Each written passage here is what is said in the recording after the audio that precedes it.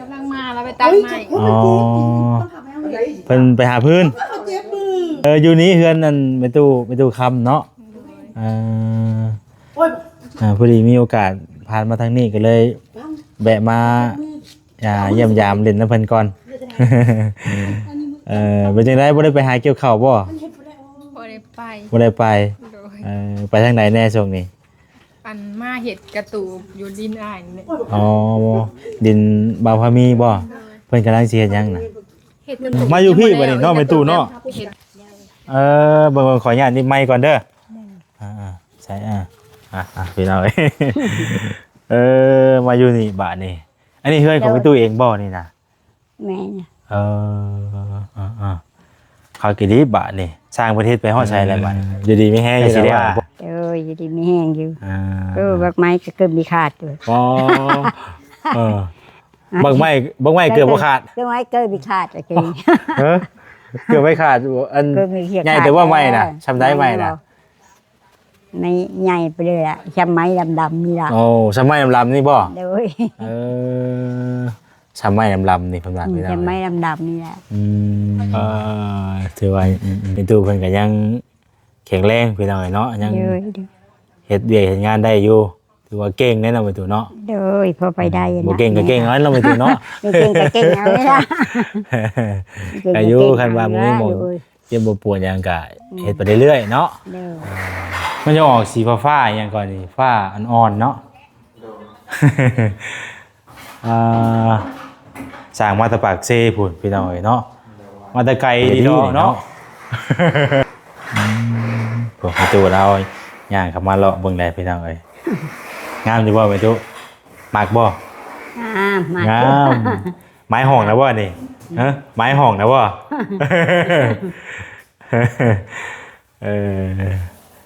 กวงยำห้องกันเนาะทำอะไรสินอนพี่น้องไอ้บาทนี่อันนี้เพิ่นยังบ่ทันได้เซ็ตนี่เนาะบรรทูนี่ก็โอ้ยเกี้ยงงามเลยพี่น้องขนาดว่าเฮายังบ่ทันได้กันนั่นได้เลยยังบ่ทันได้เป็นลายเป็นลวดลายไม้พี่น้องเนาะออกมานี่ก็เป็นห้องน้ำโลดเนาะ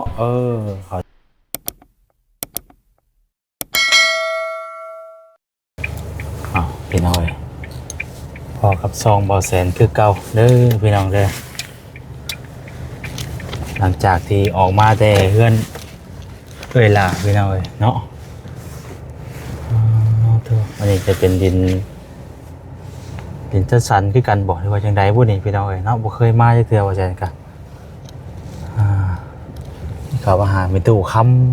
ำแวะมาหามีตู้ค้ำก่อนเด้อพี่น้องเด้อเดี๋ยวใส่ได้เฮือนเรานี่เนาะใส่อยู่นี่บ่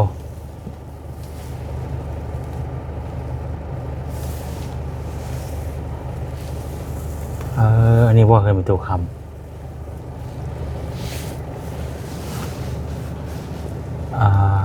พี่น้องเลย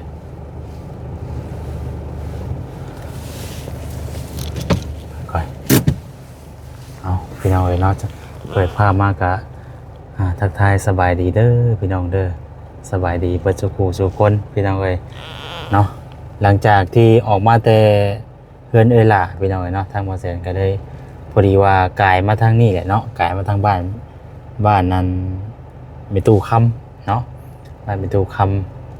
ำก็เลยแวะมาหาเพื่อนมีโอกาสได้มาทางนี้นะมื้อนี้ก็ได้เนาะก็เลยว่าสิแวะมาหาเพื่อนมายินดีนะเพื่อนก่อนพี่น้องเอ้ยเนาะทางบ่แสนก็เคยเข้าไปหาเพื่อนตั้งแต่อยู่กับต๊อบมองอันว่านั่นพุ่นแหละเนาะไปลงไปเบิ่งก่อนพี่น้องเอ้ย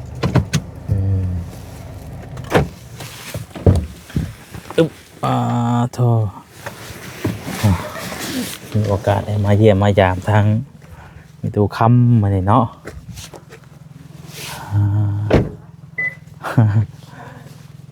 ใช่นี่ว่าเคยมีตู้ค้ำนะพี่น้องเลยเนาะอยู่นี้อันนี้เนาะใช้มีตู้แล้วอยู่บ่ไปตัดพื้นเอ้าไปตัดพื้นพวกทางน้องๆเพิ่นก็อยู่นี่ น้องลาตรีเนาะแล้วก็น้องหยังเกาะชื่อเจ้าน่ะข้อยก็ลืมเพิ่นบอกอยู่แต่ว่าก็ลืมชื่อเจ้า น้องหยังเกาะ สบายดีเด้อ อันน้องหยังเกาะ วง ผู้วงน้องผู้วง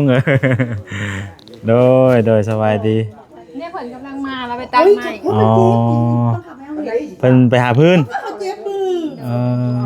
เนาะ เจ้ามือเห็นค่ะ ยังบาทไม่ยังละบาทนี่ เขางงเลยอะว่า อยู่นี้เฮือนนั่นไปตู้คำเนาะ โอ้ย พอดีมีโอกาสผ่านมาทางนี้ก็เลยแบะมาเยี่ยมยามเล่นน้ำเพิ่นก่อน เป็นจังได๋บ่ได้ไปหาเกี่ยวข้าวบ่ บ่ได้ไป บ่ได้ไป โดย ไปทางไหนแน่ช่วงนี้ อันมาเห็ดกระตูบอยู่ดินอ้ายนี่ อ๋อดินบาวพามีบ่เพิ่นกำลังสิเฮ็ดหยังน่ะ เห็ดกระตูบยังบ่แล้วเห็ดกระตูบแบบเห็ดบ่นั่งผัก อ๋อ เซาม องนางพักเช้านี่บ่โอ้ กำลังเห็ดหัวยังบ่ทันแบบได้เห็ดหยังดอก โอ้ กำลังเห็ดหัวออกดินไว้ อ๋ออยู่นี่เพิ่นก็มีดินอีกตอนหนึงบ่อยู่นี่กะ โดยถ้ากระผ่อนวางหลังๆนี่แหละ พ่อหนาวบ่เท่าใดอันนั้นเนาะ พวกกันลืมเลยเพราะว่ามันแสน อ๋อไอ้ว่าเฮาพรเพิ่นแต่ละเรือนสิบ่ โดย อ๋อ ผ่อนเอาแต่ละเดือนแบบได้เงินแล้วก็ทอกให้เพิ่น โอ้ใกล้แล้วบ่ใกล้สิเบิดแล้ว ก็ยังโดนอยู่ดอก อ๋อ เพราะว่าจ่ายเทื่อละหน่อยไปก่อนน้ำเพิ่นน่ะนะเพราะว่า โดย หาเงินยากเนาะเพื่อสิได้ พรไปเรื่อยๆเนาะโดยเอาสู้ๆไปแล้วน้องเอ้ยเนาะเออ เอาเห็นลมได้เห็นเนาะ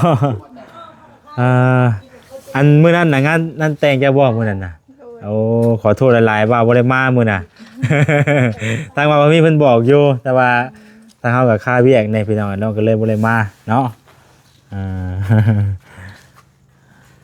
เวลาเพิ่นพามาพี่น้องเอ้ยเนาะโดยออกมาแต่เฮือนเวลาเพิ่นพูดแหละแล้วก็ได้ว่าอยากมาเยี่ยมทางแม่ตู้คำสบายดีแม่ตู้ มาดี โดยมาแต่ไสนั่น ตัดพื้น ตัดพื้น ปาตัวเก่งอีหลีเนาะตัดพื้นยังขาดอยู่นี่ ไปกันเลยสักคนเลย ฮะ ดูเขาอยู่ไปเลย อ๋อโดยขอบใจละลายเด้อโดยมาอยู่พี่บ่นี่เนาะแม่ตู้เนาะเบิ่งขออนุญาตนี่ไมค์ก่อนเด้อใช่พี่น้องเอ้ย มาอยู่นี่บาทนี่อันนี้เฮือนของแม่ตู้เองบ่นี่นะ แม่น่ะ เขากี่ลิบาทนี่สร้างประเทศไปฮอดใช้อะไรบาทนี่ใกล้สิแล้วล่ะบ่ ไก่ได้เด้ไก่ขี้แล้ว จักห้องนี่แม่ตู้ สอง 2ห้องบ่ อืม 2ห้องจังหน่อยเดี๋ยวบ่แซนสิย่างเลาะเบิ่งพี่น้องเอ้ยเนาะ เดี๋ยว บ่ได้พ้อกันแต่หล่นเนาะแม่ตู้เนาะตั้งแต่พูนอยู่หม่องนั้น แม่ เผาเตาไอ้หยังเผาถ่านอยู่พุ่นเนาะ แม่ มาพี่ก็ ยังขี้มืออยู่อันนี้ ฮะ ยังขี้มือพูด เอายังสิมาพุ่นอยู่ อีแม่ แม่ เอาบ่ได้นอนอยู่นี่บ่จ้ะ บ่ยังก็นอนได้ เดี๋ยวมานอนอยู่กระตุ้มกระต๊อบดิ พอประตบนี่ก็ช้างไปนอน สร้างเพิ่นนอนอยู่นี่บ่ ช้างไปนอนอยู่นี่ โอ้ ไปจูหิวมือนอนพื้น เอา เตาท่านอันเก่า เพิ่นนอนอยู่พุ่นแล้วทั่วแหละจังมานอนอยู่พี่เนาะ เด้อ เฮือนงามอีหลีบัดนี่เนาะไปตู้ เด้อ ว่าทั่วไผเฮ็ดให้นี่ฮะไผเฮ็ดให้ แม่ใจดีผู้ใดตางประเทศผู้ใดเธอคือ ชื่อเพิ่นอยู่บ่ มีชื่อผู้ใด เอ้าโอ้ยสร้างว่าเด้อเอ้ย บ่ชื่อเพิ่นอีกบัดนี่เนาะหลายท่านบ่หลายท่านช่วยกันบ่ เด้อ หลายทานซอยกันเป็นเอาไว้เนาะเรื่องของ เด้อ ของมิตู้คำแต่ก่อนทั้งหมดแสดงกันไปหามิตู้เพิ่นอยู่หมองเพิ่นแหละหมองอันเฮือนน้องทงเฮือนหลังตัวเก่าเพิ่นน่ะเนาะหมองปากหมองเช้าเท่านั้นแหละเป็นเอาไว้ไปหามิตู้เพิ่นอยู่ มีเห็นแต่หึงยังไม่ดู ชื่อได้อยู่แล้วว่า ชื่ออยู่ว่าลืมชื่อนะ ชื่อหน้าอยู่แต่ว่าลืมชื่อเนาะ มีงานอย่าลืมชื่ออ่ะ ใครอยู่ชื่อหน้าได้อยู่ลืมก็ย้าชื่อบอกเอาใหม่ก็ได้หรอกอยู่ดีไม่แห้งอยู่แล้วว่า อยู่ดีไม่แห้งอยู่บักไม้ก็เกิดมีขาดอยู่ อ๋อบักไม้เกือบบ่ขาด บักไม้เกิดมีขาดอะคือ เกือบไม่ขาดอันใหญ่แต่ว่าไม้น่ะชำได้ไม้น่ะ ในใหญ่ไปเลยล่ะชำไม้ดำๆนี่ล่ะ โอ้สมัยลำๆนี่บ่ โดย เออสมัยลำๆนี่เพิ่นว่าพี่น้อง ชำไม้ เอ้ย ดำๆนี่แหละ อืมตัวเอาบักมาอันเอาไปนั่นบ่ไป โอ้ยเอาไปให้ทาน เอาไปได้เลยเอามาเฮ็ดอยู่แถวนี้บ่เด้อ แล้วเจ้าทานให้เก้า แกไปพุ่นเลยบัดนี้ แก้ไปหุ้นเลย บ้านนั้นแกไปพุ่นอีกเนาะ แก้ว่าคือแก้ไปจ้างรถไถเข้าไป ถือว่าในตู้เพิ่นก็ยังแข็งแรงพี่น้องเนาะยัง โดย เฮ็ดเวียกเฮ็ดงานได้อยู่ถือว่าเก่งแน่นอนไปตู้เนาะ โดยพอไปได้นะ บ่เก่งก็เก่งเอาเนาะไปตู้เนาะ ไม่เก่งก็เก่งเอาไม่ได้ อายุคันว่าบ่มีหมองเจ็บบ่ปวดหยังก็เฮ็ดไปเรื่อยๆเนาะ เด้อ อ่า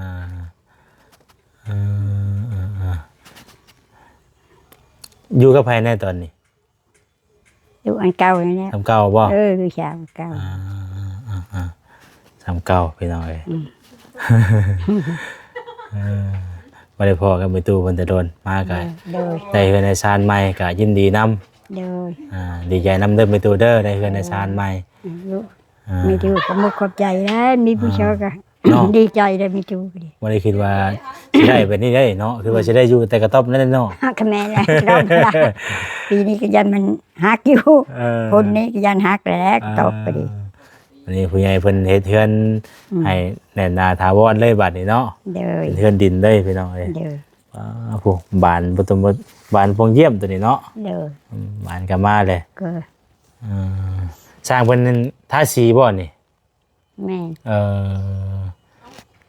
ทาสีห้องพื้นบ่นี่ไปตุ เด้อ ห้องพื้นเนาะสีแท้สีหยังสีแท้นะฮู้อยู่บ่ ขี่ผาเดี๋ยวว่า สีฟ้าบ่ ขี่ผา สีฟ้าเนาะจะคนช่างเพิ่นเฮ็ดนี่ สอง สองคนสร้างมาแต่ไสเฮ็ด ปากเช มาแต่ปากเซ่ผู้โอ้มาแต่ไกลแท้ ไม่ได้ไกลมาลายได้มือมันยังได้สอง มา ยัง แต่ ได้สอง มาแต่ไกลดีเนาะ เด้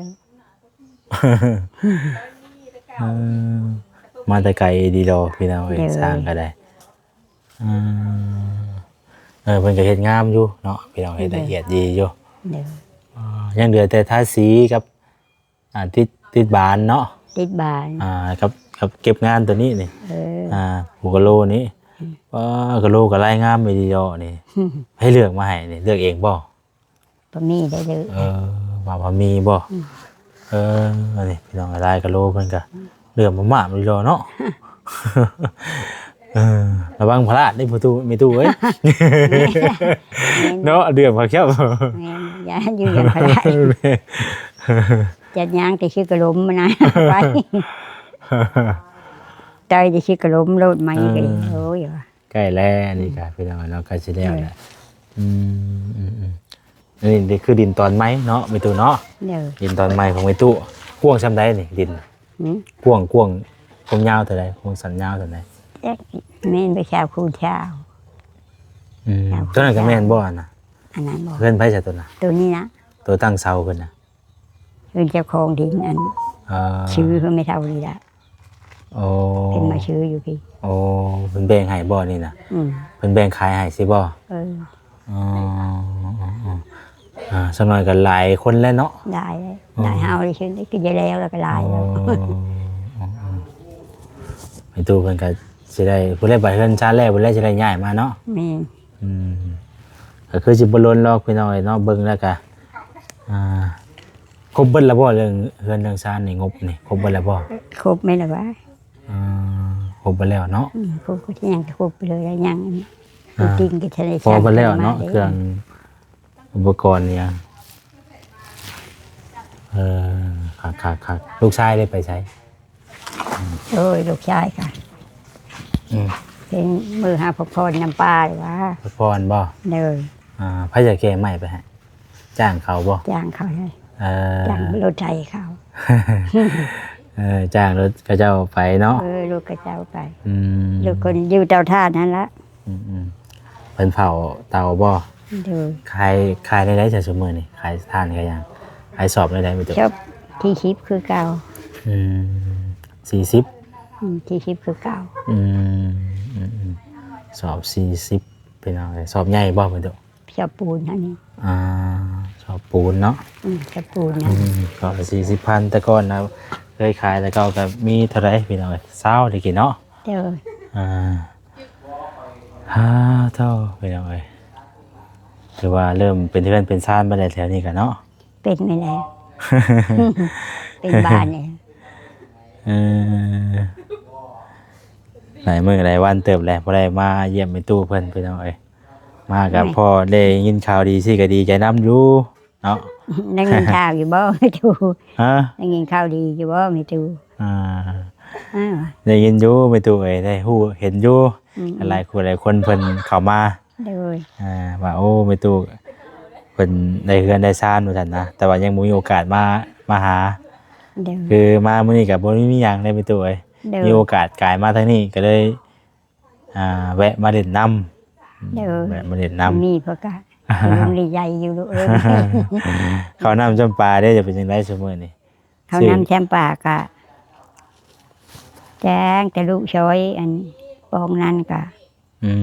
ม ยังไม่ลายแต่ยังน้อยนึง บ่ยังบ่ลายบ่ ยังไม่ลาย ตั้งแต่ลูกซื้อมาให้พวก ลูกชื่อขึ้นมาให้เพิ่นแล้ว โอ้ถือว่ากินได้โลนอยู่จ้ะเนาะ เดินอยู่ได้คนมาพอมีได้อันศพนึง กะยิมนิดแล้วเนาะยังประมาณได้บ่10 โล เหลือบ่หลายเนาะ อืม เหลือบ่ ยังก็มีลายน้อยนึง ยังเหลือบ่หลายเพิ่นก็ ยั ได้ งก็มีลายแต่โดนเลยเติบแล้ว โอ้เนาะ เดี๋ยว แต่โลนนะวะ อืม อ่า สองเดือน3 เดือนเลยเด้ อืม 2-3 เดือนนะถือว่ากินได้โลนเติบอยู่เนาะ เดี๋ยว คักพี่น้อยเฮือนเพิ่นงามไม่ดีเนาะเบิ่งซองเบิ่งก่อนเป็นตุ เดี๋ยว ลองซองเบิ่งก่อนเด้อ เดี๋ยว ต่อคักใหม่งามคักดี2ห้องบ่นี่ไม่รู้2ห้องไปหันกับเฮือนครัวเนาะเบิ่งก่อนอ๋อห้องน้ำเนาะเป็นห้องน้ำเนาะโอ้ห้องน้ำอยู่ในตัวเฮือนเลยออกมานี่ก็เป็นห้องพี่น้องเอ้ยเนาะเบิ่งรอเบิ่งก่อนเอามาอยู่ไปตู้ เดี๋ยว เอามาเบิ่งดูหั่นงามอันนี้ในห้องบ่ตัวนี้โอ้นี่มันจะออกสีฟ้าๆอย่างก่อนนี่ฟ้าอ่อนๆเนาะ สร้างมาแตะปากเซ่พุ่นพี่น้องเอ้ยเนาะมาแตะไกลดีดอเนาะ หักแน่ดีพี่น้องเอ้ยนี่คือห้องพื้นแล้วใส่สีแท้บัดนี้เนาะเฮ็ดจักคนแหละสร้าง2คนบ่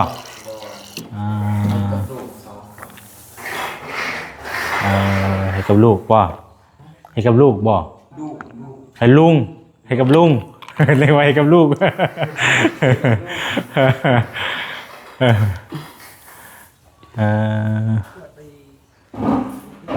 มันจะออกสีฟ้าๆนิดนึงพี่น้องเอ้ยกวงคาเกดีนี่เนาะพวกประตูเราย่างเข้ามาเลาะเบิ่งได้พี่น้องเอ้ยงามอยู่บ่ประตูมักบ่ มาง ามไม้ห้องนะบ่นี่ฮะไม้ห้องนะบ่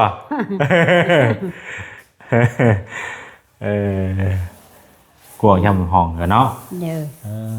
ทำอะไรสินอนพี่น้องไอ้บาทนี่ เดี๋ยว อันนี้เพิ่นยังบ่ทันได้เซ็ตนี่เนาะ ยัง บัตรทูนี่ก็โอ้ยเกี่ยงงามเลยพี่น้องขนาดว่าเฮายังบ่ทันได้กันนั่นได้นี่ยังบ่ทันได้เป็นลายเป็นลวดลายไม้พี่น้องเอ้ยเนาะออกมานี่ก็เป็นห้องน้ำโลดเนาะเขาท่าดีเด้อแบบนี้ก็คักอยู่นี่อันนี้ห้องเนาะแป๊กออกมานี่ก็เป็นห้องน้ำในโตเลยในโตเฮือนเลย เดี๋ยว มันก็แจ้งบ่ได้ออกไปข้างนอกเนาะไปตัวเนาะ เดี๋ยว เบิ่งซองบนเท่านี้ก่อนจำอยู่แล้วว่าบ่พักอยู่ไปเราเลยสะอาดห้องน้ำเขาพอดีงามพอดีแบบพอน้อยบ่ใหญ่พอดีอยู่เลยพอดีเข้าไปนั่นเนาะ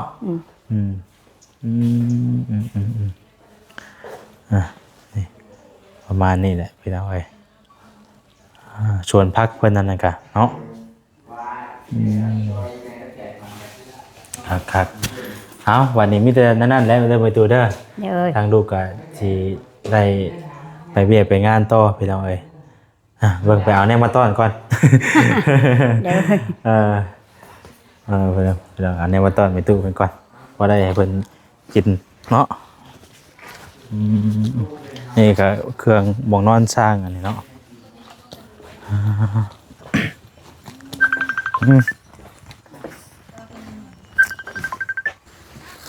พี่น้องเอ้ยเนาะ เกิด เดี๋ยว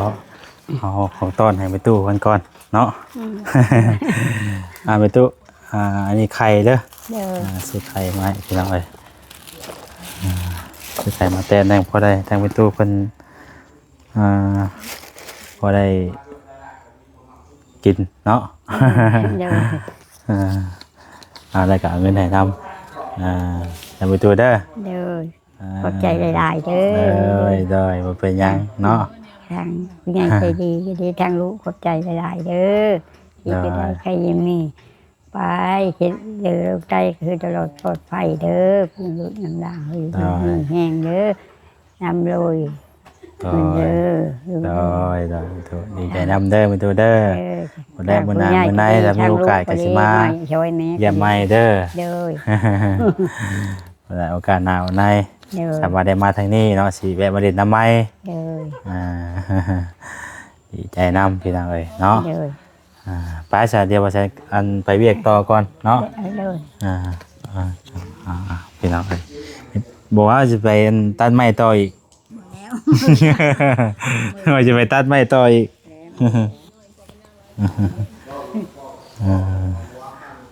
ใส่พี่น้องเอ้ยเนาะไปเด้อวันนี้เด้อไปป้าเด้อโดยโดยไปป้าก้อนบัดนี้ไปพี่น้องเอ้ยโอเคพี่น้องเอ้ยเนาะพอดีทั้งแม่นุ่นเพิ่นโทรมากินพี่น้องเอ้ยลูกชายอยากไปสวนน้ำลูกชายไปสวนน้ำพาไปแน่เพิ่นว่าเนาะไปเซ็นถอยรถก่อนเข้านึง